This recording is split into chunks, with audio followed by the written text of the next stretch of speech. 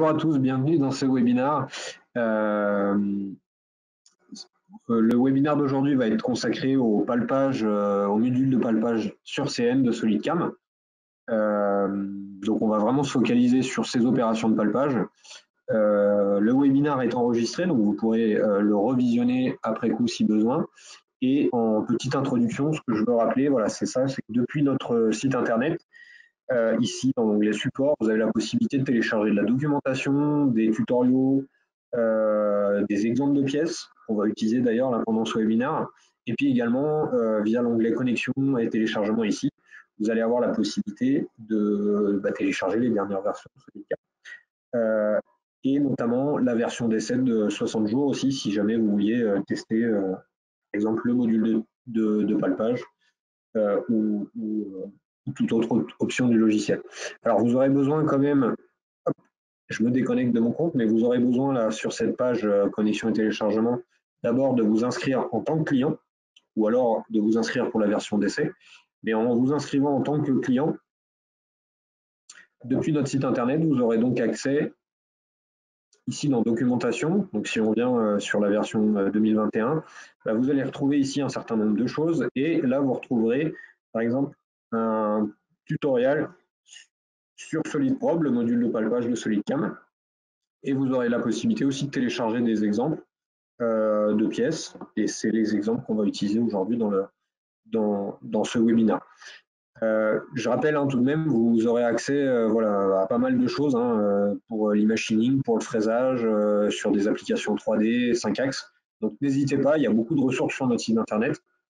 Vous avez simplement à vous inscrire et vous créer un compte client. Vous retrouvez aussi pas mal de vidéos et de tutoriaux.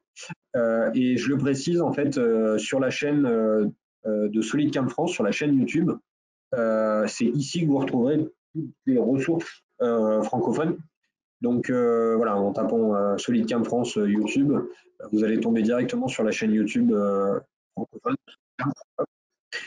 Et dans les playlists, vous retrouverez aussi les webinaires en français pour revisionner les derniers webinaires uniquement francophones. Sur le site internet, vous avez des ressources qui sont à la fois francophones et en français et en anglais. Ok, écoutez, on y va, on va démarrer un petit peu la présentation. Ce que je vous propose, c'est de faire vraiment un exemple assez bateau, mais c'est pour vraiment montrer le principe. On va partir d'une petite pièce comme ça, un cube, pour rappeler un peu le fonctionnement de SolidCam et de venir en fait palper une origine, par exemple au centre de notre cube. Donc, et de notre poche. Donc ici, la première étape, c'est toujours d'ouvrir un fichier CAO. À partir de ce fichier CAO, on va pouvoir démarrer un nouveau projet. Donc en l'occurrence là, un projet de fraisage. Au démarrage, donc vous gérez un petit peu l'enregistrement. Est-ce qu'on travaille en externe ou est-ce qu'on travaille en interne directement pour stocker directement toutes les données d'usinage dans le fichier SolidWorks. Là, on va travailler en externe. Et au démarrage, vous allez avoir 4 étapes. Les 4 premières étapes de programmation qui sont la sélection de la machine sur laquelle vous voulez travailler. Aujourd'hui, on va travailler par exemple sur une machine Condia avec un contrôleur Heidenheim ITNC 530. On va définir une origine de programmation. Donc, pour définir une origine de programmation, tout ce qu'on a à faire, c'est simplement venir cliquer ici sur la pièce, donc sur une phase de la pièce. Mon origine se crée automatiquement, par exemple, dans un coin. Et je peux lui demander éventuellement de la repositionner à un endroit. Et donc, on va venir cliquer sur le point central là pour la repositionner au centre. J'aurais pu aussi lui demander dès le début de la placer au centre. Au moment où j'aurais cliqué sur la face, l'origine se serait tout de suite automatiquement placée au centre. Quand cette origine elle nous convient, on va valider.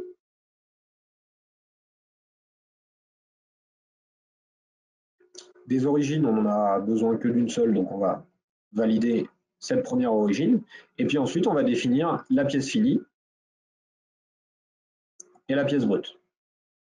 Ici, on va juste définir un brut plein autour de ma pièce. Et puis à partir de là, donc machine, origine, pièce brute, pièce finie, c'est le minimum pour pouvoir démarrer.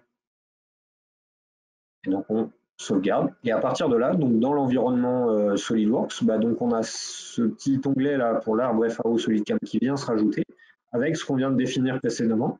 la machine, l'origine, la pièce brute, la pièce finie.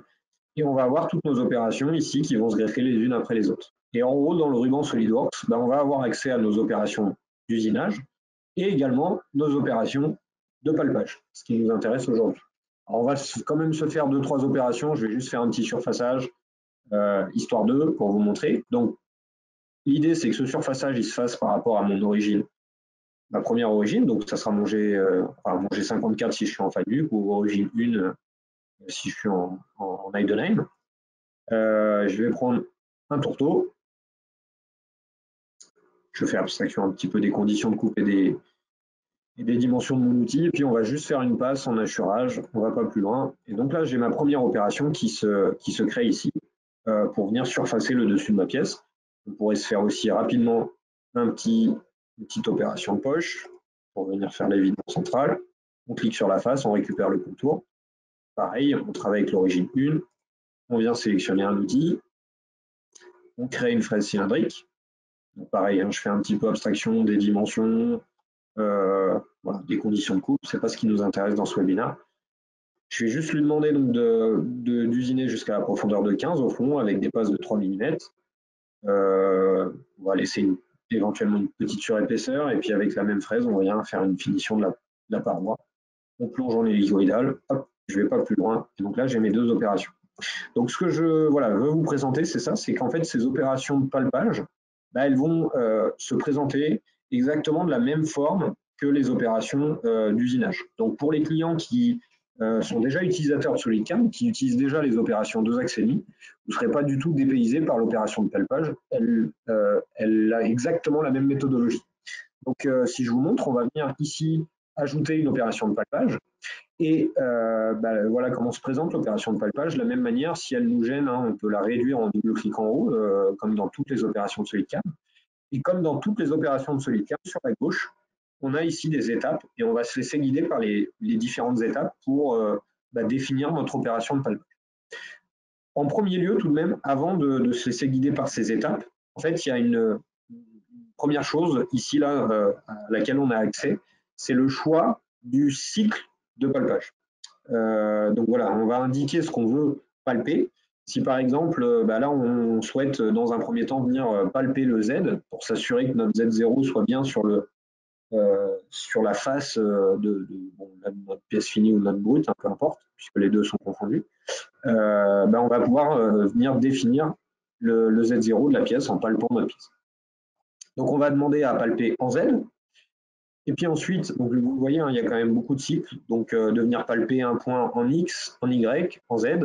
On va avoir le palpage de 2 points pour obtenir un angle, donc une direction pour dégaucher éventuellement la pièce, donc en X, en Y, en Z. On va avoir des cycles dédiés au palpage de forme rectangulaire ou carrée, avec ou sans îlot, et des évidements ou des bossages. Pareil pour des formes circulaires. Et puis on va avoir des cycles aussi pour palper des arcs, donc des coins par exemple, des coins circulaires ou des coins droits. Ok, je m'arrête là. Donc voilà, la première étape, en tout cas, c'est on sélectionne le type d'action de palpage qu'on souhaite effectuer. La deuxième étape, c'est de venir ici indiquer qu'est-ce qu'on souhaite faire. Est-ce que ce palpage, ça va être pour positionner une origine ou est-ce que ça va être pour effectuer une mesure? Alors, je reviendrai dessus un petit peu plus tard, mais en fait, l'action elle-même de venir palper la surface, c'est la même, mais par contre, dans le code, ça va se traduire de manière différente. Si on souhaite donc venir palper en Z pour mettre à jour notre système de coordonnées, ou si on souhaite palper pour juste obtenir une mesure. Voilà, c'est la même action, ça se programme de la même manière dans SolidCAM, mais par contre, dans le code, ça va se traduire de deux manières différentes. Et c'est pour ça qu'on a la distinction ici dans l'opération palpage. Sachez-le aussi, on a des clients qui parfois sont intéressés par uniquement l'action de venir palper une origine. Le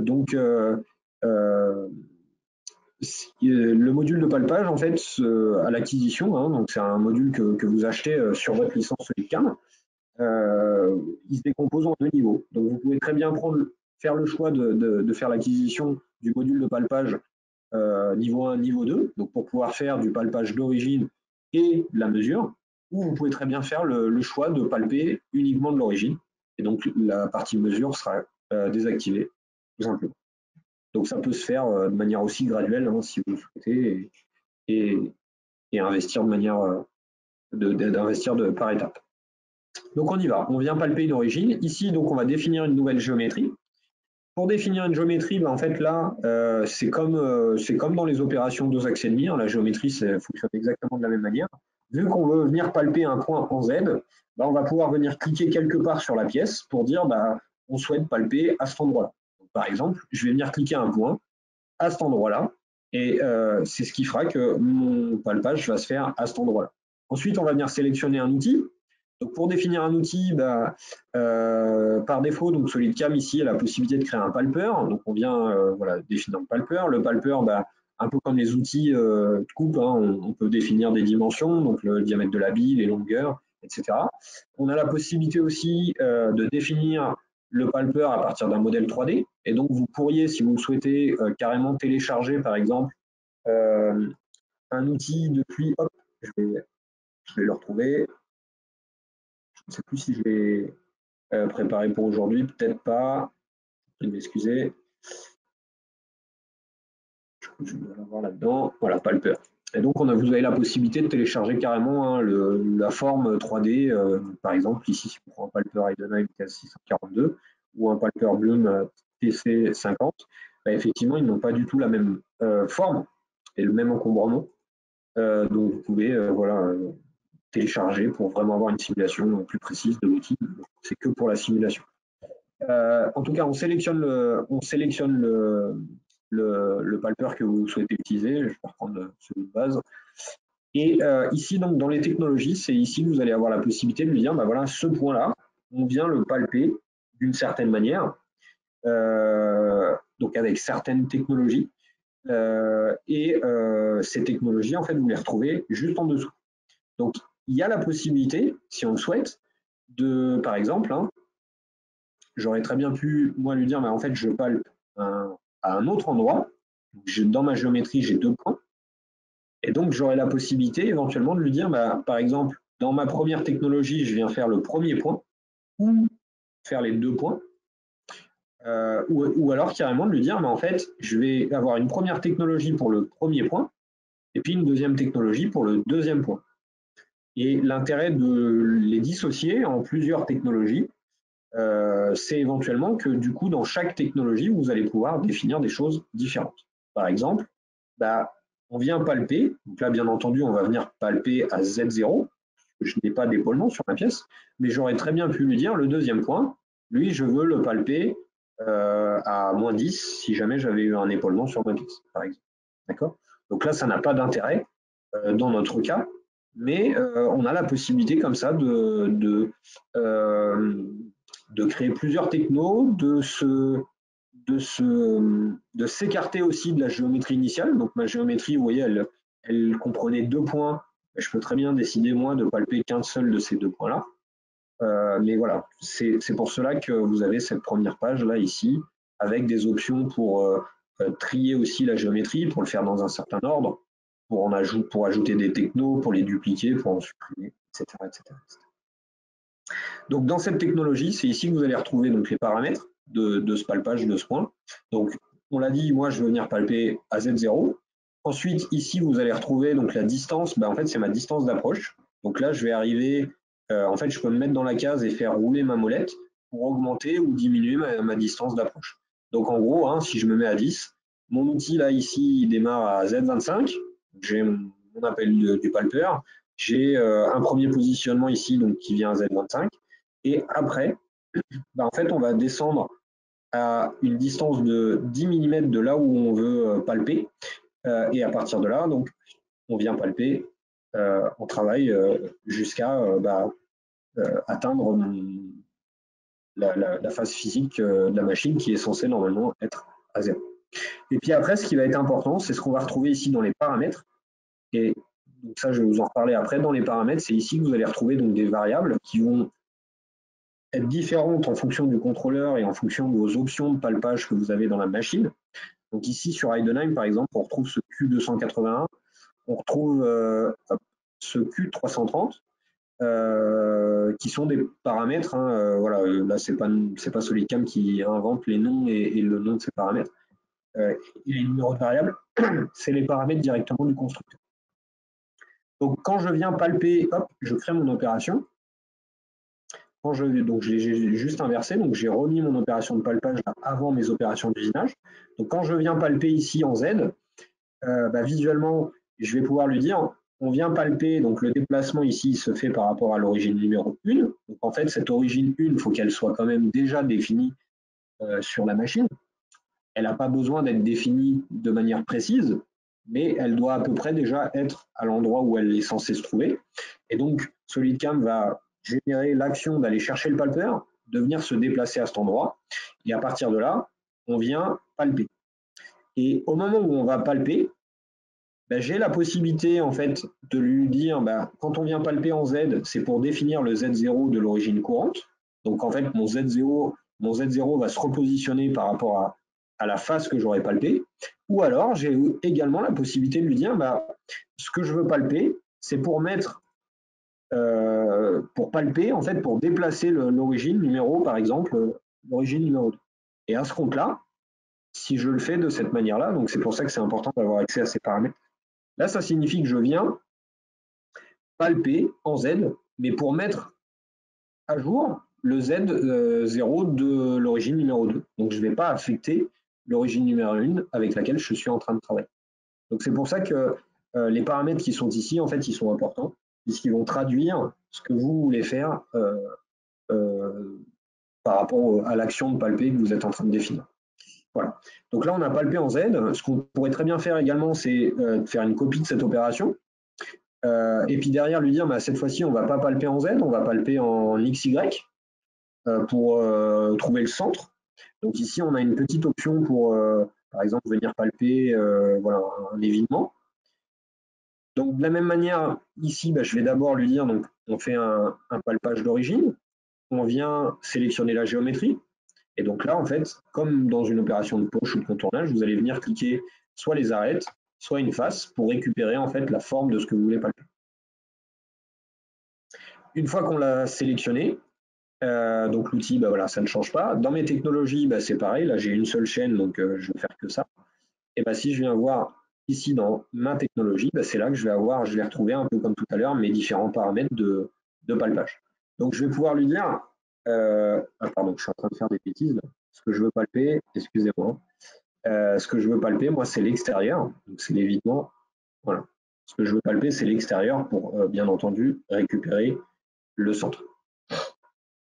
Donc cette fois-ci, je me suis trompé. Ce que je veux palper, c'est le contour extérieur. Je suis allé un peu trop vite. Voilà. Donc nous, ce qu'on veut palper, c'est bien entendu l'extérieur.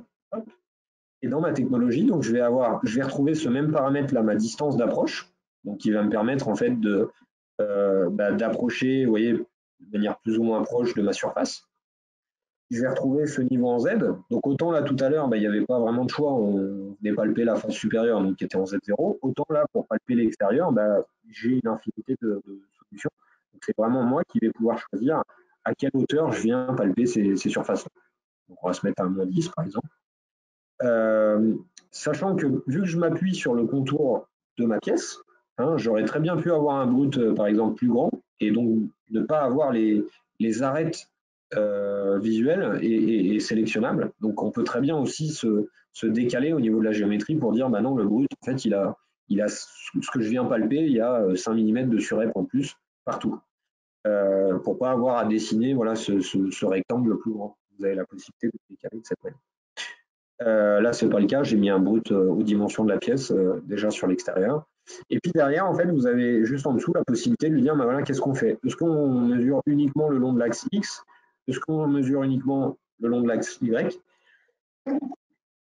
Pardon, je vous prie de m'excuser. Et puis également la possibilité donc, de mesurer à la fois en X et en Y. On peut lui demander une ou plusieurs touches, je ne l'avais pas montré ça au niveau du palpage en X. Et puis, de la même manière, vous allez retrouver pardon, décidément. Vous allez retrouver en fait ici la possibilité, donc encore une fois, de palper l'origine en cours ou l'origine ou une autre origine dans votre tableau d'origine. Je pense que je me suis trompé tout à l'heure, je suis venu utiliser cette case-là, alors que celle que je dois utiliser, bien entendu, c'est celle-là. Donc pour dire, voilà, est-ce que je mets l'origine en cours, donc avec 0. Si je mets 1, bah, ça sera l'origine numéro 1 sur la machine. Si je mets 2, ça sera l'origine 2, etc. etc. Donc là, voilà, ce qu'on veut palper, c'est bien l'origine. Je ne vais pas plus loin, je simule, et donc visuellement, voilà un petit peu ce que ça me donne. Donc j'ai mon palpeur qui descend comme ça, qui vient palper une première fois en X, puis ensuite il se décale, qui vient palper en Y. Le deuxième palpage le long de X et le deuxième le long de Y. Alors, vous voyez ce comportement-là, ce déplacement, et l'ordre dans lequel il le fait, ce n'est pas SolidCAM qui le définit, ça c'est le fonctionnement du cycle de palpage en Heidenheim. Sur certains autres contrôleurs, ça pourrait très bien être premier palpage ici en X, on dégage au-dessus de la pièce, on vient en face, on palpe le deuxième en X, puis ensuite on fait les deux en Y. Le comportement, il va varier d'un post-processeur à l'autre, donc la trajectoire ne va pas être la même d'un post-processeur à l'autre. En fait, ici, dans votre fichier VMID, qui est la définition du post-processeur, on vient renseigner les paramètres de ce palpage. Et donc, en fait, ici, on va avoir la possibilité de définir, par exemple, un comportement particulier pour les Renichaux, pour les Bloom, pour les Nuken, qui ne vont pas avoir tout à fait les mêmes trajectoires pour un même cycle, qui ne vont pas le faire de la même manière en fonction de la marque et du cycle de palpage. Et puis de la même manière, ici, en fait, vous allez retrouver donc, dans le VMID directement les différents cycles qui sont supportés. Donc, par exemple, hein, il y a des contrôleurs numériques qui ne vont pas avoir les palpages de coin ou les palpages d'arc. Donc ici, on a la possibilité de vous les désactiver et vous ne les retrouverez pas dans l'interface utilisateur. Donc là, en l'occurrence, le post-processeur, il supporte bien entendu tous les types de cycles. Ça, c'est propre à Heidelberg. Et après, pour chacun de ces cycles, vous les retrouvez en fait ici les variables dont on a parlé. Et donc c'est là où le post-processeur est très important, puisque du coup, en fonction de si je me retrouve sur un post-processeur Heidenheim, je vais avoir accès à ces variables-là. Et puis on le verra après, dans certains cycles, je vais avoir des variables supplémentaires qui n'apparaîtront que dans ces cycles-là. OK ? Et ces paramètres n'apparaîtront que quand je suis en train de programmer du palpage avec ce post-processeur. Voilà. Hop. Donc les paramètres qui sont ici sont vraiment propres au post-processeur et au contrôleur du coup numérique que vous avez. Donc là, on a défini le Z, on a défini le XY, mais en fait l'intérêt il est là, hein, c'est que par rapport à tout à l'heure, si je régénère mon code et que je le lance sur ma machine, autant tout à l'heure mon origine, elle devait être définie au préalable bien au centre pour que ma pièce s'usine correctement, autant là, je peux lancer un programme et je serai sûr que en premier lieu, mon origine, elle va être repalpée correctement pour être Z0 sur la face supérieure et également définie au centre de ma pièce avant que mon surfaçage ne s'effectue et avant que ma poche intérieure s'effectue. Donc je serai sûr que mon opération de poche, par exemple, soit pile poil centrée par rapport à la forme extérieure de mon groupe. Voilà. Je continue dans l'idée, hein, c'est ce que j'avais fait un petit peu tout à l'heure. On pourrait très bien donc, copier cette opération-là, je vais la coller en dessous, donc on rappelle le palpeur, et on pourrait très bien lui dire, ok, maintenant ce qu'on va faire, maintenant qu'on a usiné la poche intérieure, on va faire une mesure.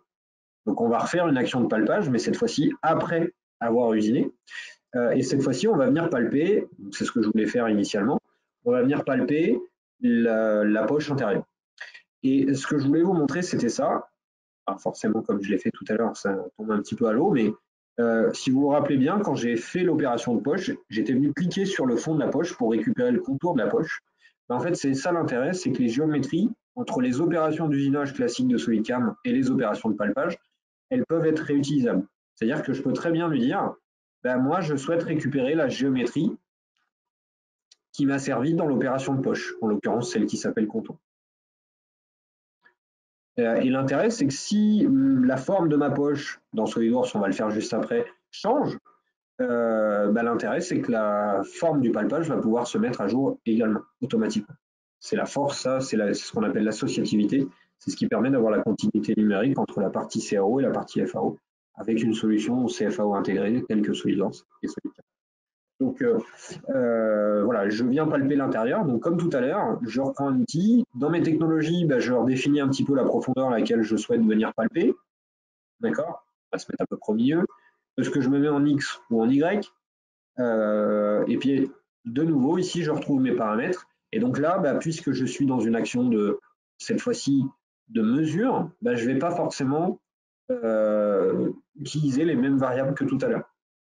Là, par exemple, ce qui va m'intéresser, c'est éventuellement ce palpage-là, donc de venir mesurer donc, la longueur en X, la longueur en Y. J'aimerais qu'il y ait par exemple un petit rapport qui s'affiche sur le pupitre de la machine pour que l'opérateur sur la machine le visualise. Donc ça, c'est une option qui est possible uniquement avec les contrôleurs Heidenheim, qui dépend des contrôleurs. C'est possible en Heidenheim, c'est aussi possible par exemple en Siemens. Ce n'est pas toujours le cas sur les autres contrôleurs. Voilà, le fait d'afficher un rapport ou non, ça dépend vraiment du contrôleur. Hein. En fait, le module de palpage de SolidCAM, il permet de faire ni plus ni moins que ce que peut faire le contrôleur et les cycles de palpage qui sont déjà installés sur la machine. Donc SolidCAM ne fera pas plus que le cycle qui est installé sur la machine. Si le cycle ne permet pas d'afficher un rapport, le post-processeur ne pourra pas le faire.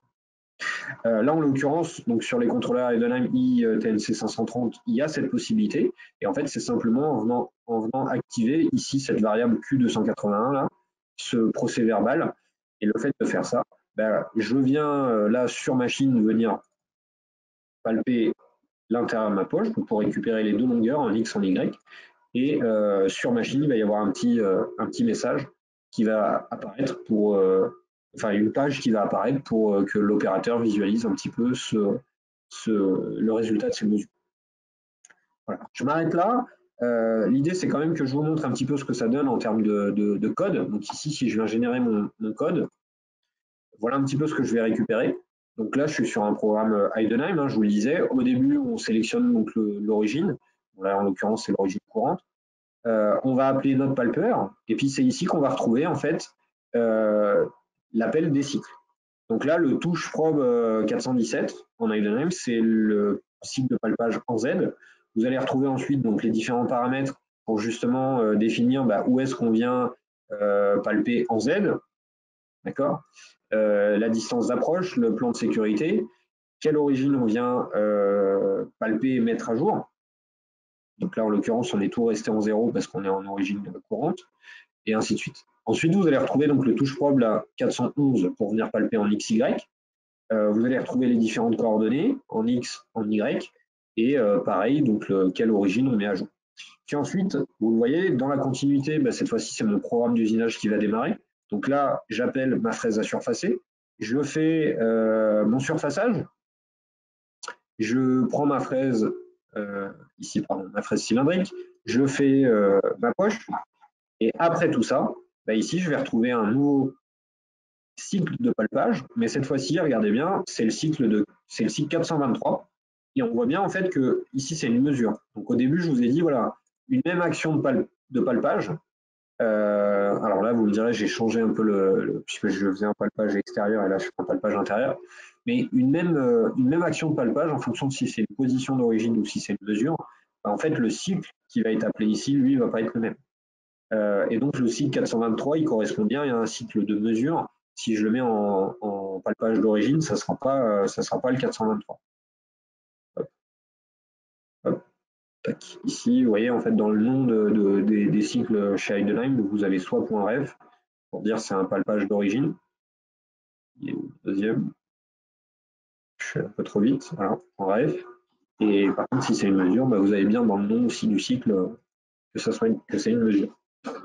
Et donc à chaque fois, vous avez ce 6 read, 6 write pour venir en fait lire et écrire la résultante en fait de ce qu'on palpe dans une variable. Et puis à la fin, ma fin de propos. Voilà. Je m'arrête là sur cet exemple, c'était juste pour vous montrer. Et puis ce que je voulais vous montrer, c'était ce dont on a parlé là juste avant, l'associativité. En fait, l'intérêt, c'est ça, c'est que du coup, je suis associatif à mon fichier SolidWorks. Imaginons que mon fichier SolidWorks, cette fois-ci, la poche là, à l'intérieur, ses dimensions changent. On va éditer l'esquisse. On va dire maintenant, ma poche, maintenant, elle est un peu plus petite, 15. D'accord, donc vous le voyez, j'ai une poche qui est beaucoup plus petite que tout à l'heure. Quand je reviens ici au niveau de SolidCam, j'ai des petits feux rouges qui sont apparus. Donc sur mon brut, sur ma pièce finie, parce que ma pièce finie a changé. Mon brut, comme il est défini par rapport à la pièce finie, il change lui aussi, même si fondamentalement, ça me donnera le même résultat. Et puis je le vois ici également, j'ai des petits feux rouges qui sont apparus sur certaines opérations pour me dire en fait celles qui sont impactées et celles qui ne le sont pas. Par exemple, le Z0 n'est pas impacté, l'extérieur n'est pas impacté, et tout ce qui va concerner un peu l'intérieur, lui, potentiellement l'est. Donc avec un clic droit, on va pouvoir lui demander de se synchroniser. Et en fait, le feu rouge, hop, ici, il disparaît, les feux rouges disparaissent. Et ici, je vais pouvoir lui demander de recalculer mes opérations. Et l'intérêt, c'est que mon opération de poche, vous le voyez, elle s'est bien mise à jour. Et puis, mon opération de palpage également. Sans que j'ai besoin de resélectionner quoi que ce soit. C'est ce qu'on appelle l'associativité entre la partie CAO de SolidWorks et la partie FAO de SolidWorks. Ok, je m'arrête là sur cet exemple. Alors, hop, si vous me permettez, si j'avais une dernière chose à vous montrer, puisque je vous ai expliqué au début que voilà, les variables qu'on avait dans notre post-processeur, ici, là, par exemple, pardon, ça c'est les cycles de palpage, de perçage. Donc ici, les variables qu'on a là, qui est dans les cycles de palpage, donc ça dépend du contrôleur. Donc ici, on était sur une machine Heidenheim. Donc je vais revenir ici au début dans les données du projet FAO. Là où on avait défini la machine, l'origine, la pièce brute, ici, en fait, j'ai la possibilité éventuellement de basculer sur une machine, par exemple, Siemens. Et là, pour le coup, les paramètres qu'on voyait tout à l'heure, qui étaient propres à Heidenheim, cette fois-ci, on va être en Siemens. Donc, ces paramètres-là sont remplacés par d'autres paramètres qui, eux, sont des paramètres Siemens. Et donc, vous voyez, en fait, il y a d'autres paramètres. Ils ne sont pas nommés du tout de la même manière. Ils ne correspondent pas forcément. Mais l'intérêt, c'est vraiment ça, c'est que du coup, en fonction de la machine sur laquelle vous travaillez, en fonction du contrôleur dont vous êtes équipé, vous allez vraiment retrouver les mêmes paramètres que sur votre machine en fonction du contrôleur. Donc ça, c'est vraiment important. Alors, j'en profite, je fais un tout petit aparté. Sur notre site internet, si vous venez voir là dans le module FAO, donc en bas, vous allez retrouver, donc vous retrouvez voilà, des pages dédiées à chaque module. Donc vous allez aussi retrouver une page dédiée au palpage sur CN. C'est souvent des questions qu'on nous pose, ça, concernant le palpage. Donc ici, voilà, ça je vous en ai un petit peu parlé, les différents cycles. Hop, ici, vous allez retrouver un peu plus d'informations sur justement les différents cycles que vous pouvez rencontrer ou les cycles que supporte SolidCam. À vrai dire, en fait, SolidCam supporte un peu tous les types de cycles de palpage sur les machines d'usinage. Donc on va gérer en fait des cycles Renichaux, on va gérer donc des cycles Siemens, vous l'avez vu, du Heidenheim, et on gère également des cycles NUM. Ce qui est important, c'est pas la marque du palpeur. Ce qui est important, c'est vraiment les cycles qui sont installés sur votre machine. Voilà. J'insiste là-dessus parce que c'est ça qui détermine le code qu'on va devoir générer. Donc c'est vraiment ça qui est important. Et puis ensuite, vous avez en fait des cycles qui sont, on va dire, c'est une surcouche du fabricant de la machine. Par exemple, les fabricants Mazak ou les fabricants As ont leur cycle. C'est un dérivé des cycles Renichaux, on va dire, mais qui ont leur spécificité. Donc, de la même manière, le post-processeur SolidCam va gérer ces spécificités pour générer le code spécifique pour du Mazak, pour du AS, etc., etc. Et donc là, si vous cliquez sur les différents liens, normalement, ça vous envoie sur de la documentation sur le palpage. Vous retrouverez par exemple la doc du palpage Heidenheim. Hop, si ça veut bien charger. Et là-dedans, si par exemple on fait la recherche là c'était le Q281, je crois. Hop, si on regarde le Q281, vous voyez, il correspond à, c'était peut-être pas le 281, si, voilà, à ce qu'on a appelé le petit rapport là, bon, le terme n'était pas rapport, mais j'ai oublié. Hop, bougez pas, on va le rouvrir.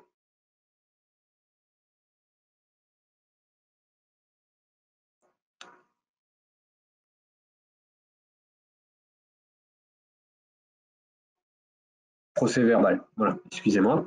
Donc ce Q281 correspond bien à la variable de procès verbal, donc en anglais c'est measuring log, mais vous voyez bien que ce que je vous ai montré tout à l'heure, donc les noms, les numéros de variables, c'est pas nous qui les inventons, c'est vraiment propre au contrôleur. Et donc l'intérêt c'est que depuis notre site internet, comme ça vous allez retrouver la doc pour le palpage en Siemens, en Heidenheim, en Bloom, en Renichaux, etc., etc. Ok, je m'arrête. Voilà, juste pour l'information, ici, ce que vous voyez en vert, c'est en fait justement un exemple de, je vais essayer de zoomer, c'est un exemple de rapport qui s'affiche sur les pupitres Heidenheim. Donc ici, vous voyez, on avait un site 423, donc on est venu palper une forme rectangulaire. Les valeurs nominales qu'on est censé palper, les valeurs limites, et les valeurs résultantes qu'on a palpées et la déviation pour voir en fait si on est dedans ou pas dans nos tolérances. Ok, je m'arrête là. Donc voilà, ça c'était un exemple assez simple, mais c'est pour vous montrer derrière, on a la possibilité hein, donc ça c'est le si vous ouvrez donc cet exemple SpeedProbe.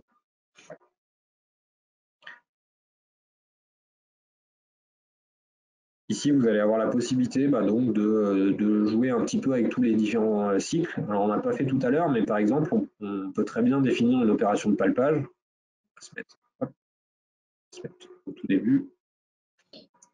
Donc, on vient créer une opération de palpage, et ici, on pourrait lui demander de venir dégauchir la pièce angulairement en X.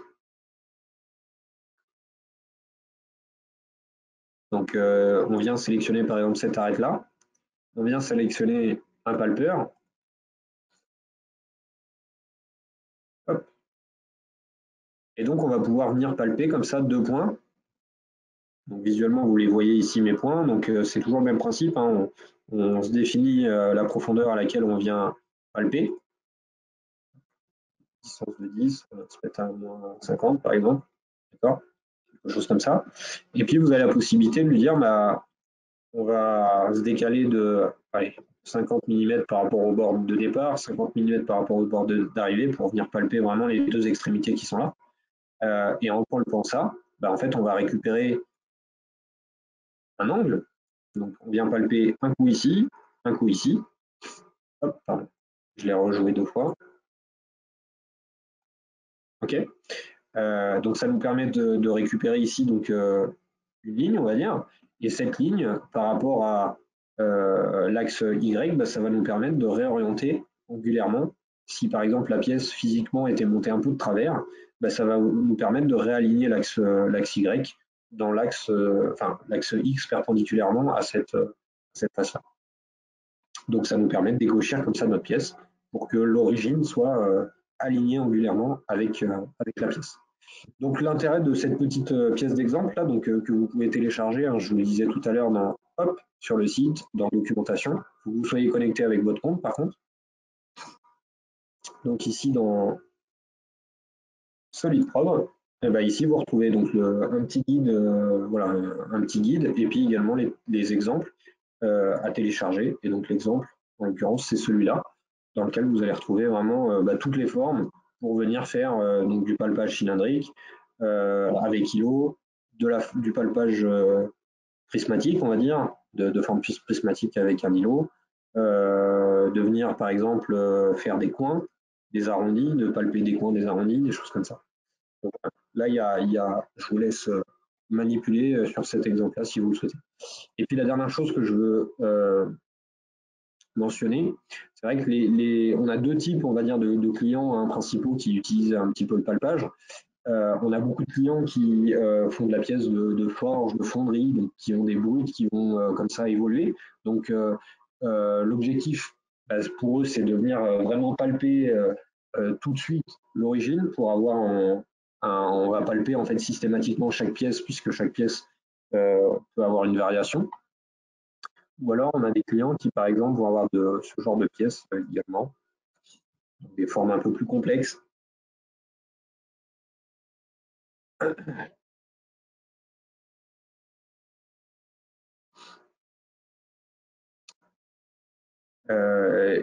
L'intérêt sur ce genre de pièces, c'est que par exemple, les 3 perçages qu'on va faire ici, on souhaite être sûr qu'ils soient alignés avec la forme, enfin,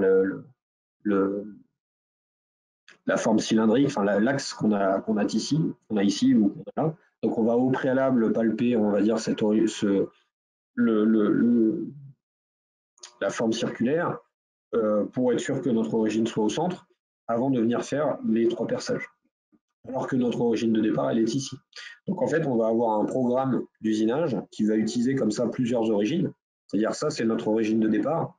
Hop, ça, c'est notre origine de départ. Et à un moment donné, on va lui dire, bah, cette fois-ci, maintenant, ok, je veux venir faire une deuxième origine sur cette face-là. Alors, je ne l'ai pas mis dans l'axe de révolution, donc ça ne va pas aller.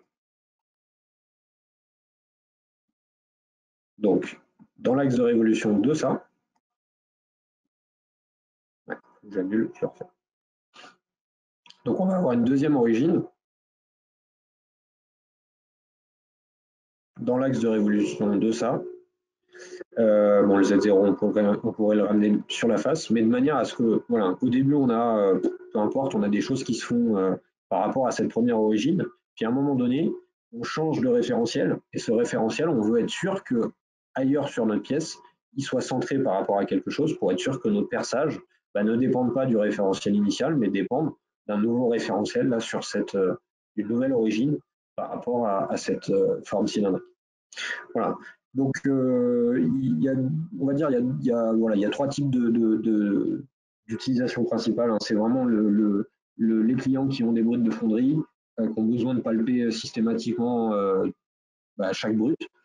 On va avoir aussi des clients qui veulent simplement automatiser leur programmation. C'est-à-dire que là, on a fait tout un programme d'usinage tout à l'heure. On veut éviter que l'opérateur perde 10 minutes à manuellement appeler son palpeur, à venir palper son origine. Ça, vous pouvez le faire de manière automatique à partir de SolidCAM. Sachant que cette première origine, on va dire théorique, et qu'on revient palper après coup, il est possible aussi, donc, puisqu'on le définit par rapport à un environnement de machine, j'ai oublié de vous le dire ça aussi.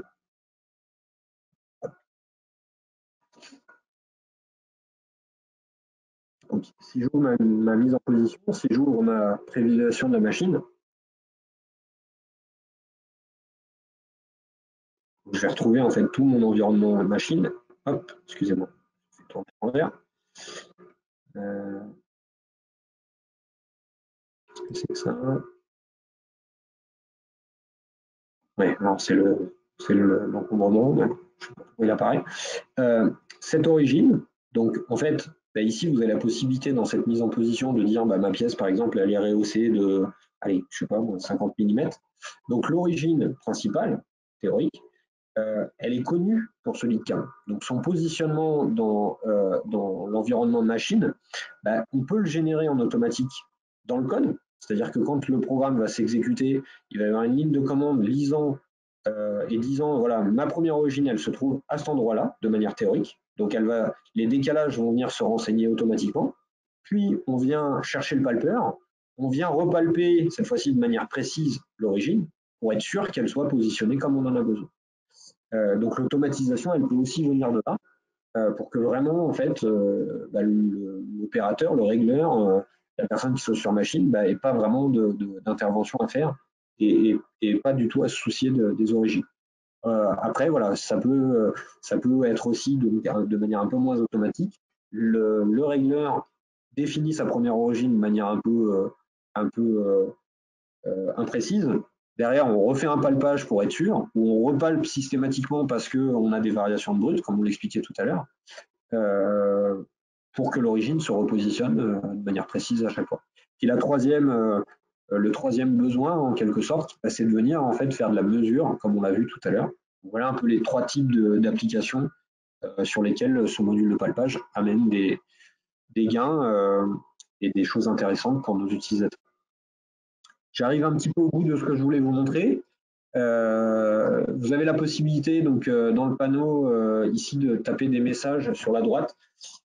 Si jamais vous avez des questions, pour lever la main, vous pouvez lever la main également. A priori, il n'y a pas de questions. Si jamais il y en a qui vous viennent après coup, surtout n'hésitez pas à nous contacter. Ce module de palpage, donc comme je vous le disais en introduction, c'est un module additionnel à nos Solidcam. Vous pouvez faire le choix de le prendre, de ne pas le prendre. Vous pouvez le prendre après coup, après avoir investi dans Solidcam. Donc les investissements peuvent se faire de manière aussi graduelle. Donc si vous avez besoin aussi d'un devis complémentaire, n'hésitez pas, ou une démonstration complémentaire sur un exemple concret. Nous sommes à votre disposition. Bon. Écoutez, je ne vois pas de questions, donc je vous souhaite une bonne fin de journée et n'hésitez pas. Au revoir.